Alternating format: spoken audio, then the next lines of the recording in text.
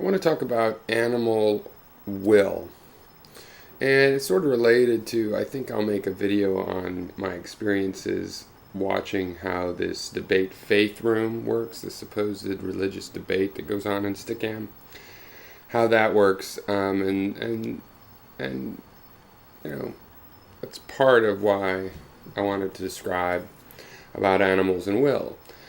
Because in there, we've had a debate on YouTube here about the existence of free will at all in humans. But in there are a lot of atheists, and they accepted free will, and they're wondering, well, where does the free will begin? Where does will start? What complexity of life form? I don't understand why atheists would think that way. The whole theist idea is all based on this conceit that humans are so special to the universe, and a God is looks like us and created us, and we lose that, and then you're going to say, where in the history of man? Well, we still have to explain man's divinity and why we're so No, you're just stupid animals. That's all you are. And, like in Mendham was in one time, maybe this was in his room actually, but talking about how obviously the mammals are, have some sort of intentionality. And how do you tell if any other thing has will?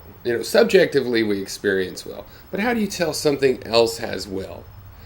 It deviates from stochastic characteristics of random behavior. Okay, it deviates from that. You watch it deviate from what these simple laws of physics would say.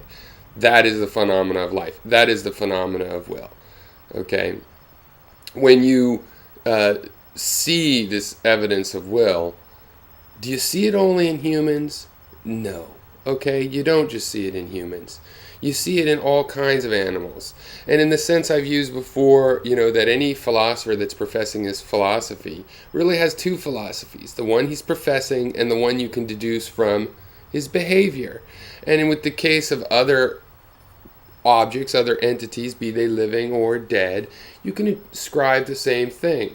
Now, all animals show evidence of trying to survive.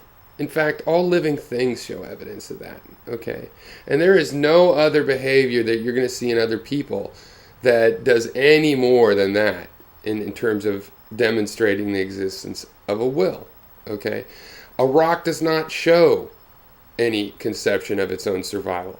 It does not show any reaction to perpetuate its own survival. It does not show any concept that when it's broken in half that it interprets that as damage. And yet every living thing does. Okay, so I don't understand why atheists are still trying to say humans are so special that we would have something as obviously as ubiquitous as will. And it's the same thing with emotions. I've talked to a lot of people in this like that think, oh, animals don't have emotion. What, do you have eyes? Or I don't understand. Animals, what they share with us is emotion. Those are our lower system. But they don't share the Webster's dictionary. They don't share mathematics, okay? And these things are important to me.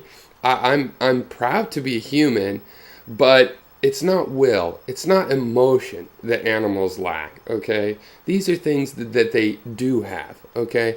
And I don't know what world, to me, you must just be putting on the blinders a certain time of day to look at the animal world and not see intentionality and will.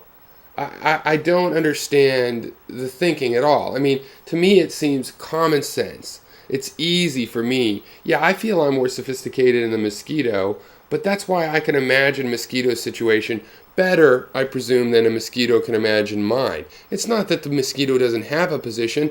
Oh, I rather suspect that the whole world is oriented with that mosquito in the center, just like my world is oriented with me at the center, and that when that mosquito flies along, she sees the world flying by them.